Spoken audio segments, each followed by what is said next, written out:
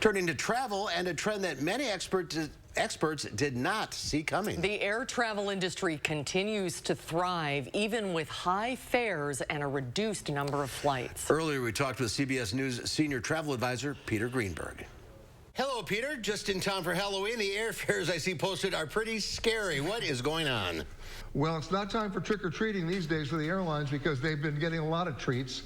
The travel demand is way up, much higher than people thought.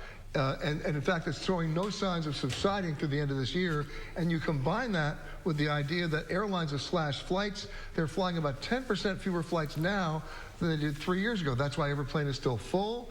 You combine that with the demand, and that's why fares are as high as they are and still could get higher before the end of the year. So, Peter, is this a good time to use your frequent flyer miles? Well, traditionally, it would be a great time to cash in your miles, except the flights are full and the airlines are not inclined to displace revenue passengers with a so-called free ticket. However, there is some good news.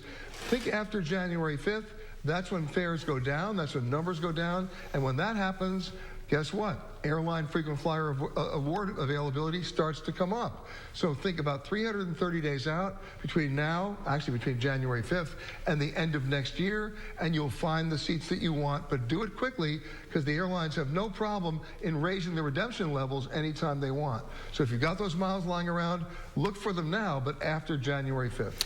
So looking into your crystal ball, what does the early winter, January, February look like once we get past the holidays?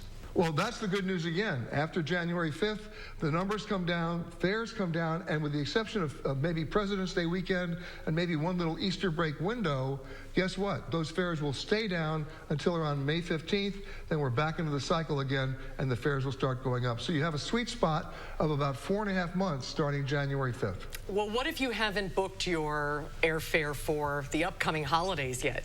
Thanksgiving and Christmas. Are you in big trouble if you haven't already booked? I would think you should get a Zoom call and call all your friends and stay home. Because the problem is, seriously, the problem is those fares are not going to come down. I saw a fare the other day from New York to Madison, Wisconsin for $1,000. And that, look, you can go from New York to Rome for less than $1,000. So that'll give you an idea about the domestic market between now and the end of the year. And hotel prices are still high. Rental car prices are still high. They are. Hotel prices are about 23% above what they were in 2019. The rental car prices are going to start to come down because finally, supply chain issues notwithstanding, the rental car fleets are starting to come back to those companies and they can increase their capacity. And then, of course, the law of supply and demand again, those rental car rates will come down. Start sending out those Zoom invites. Yes, the Zoom invites, right. Peter, great to see you. Thank you. Great to see you, Peter. Thank you so much. You got it, guys.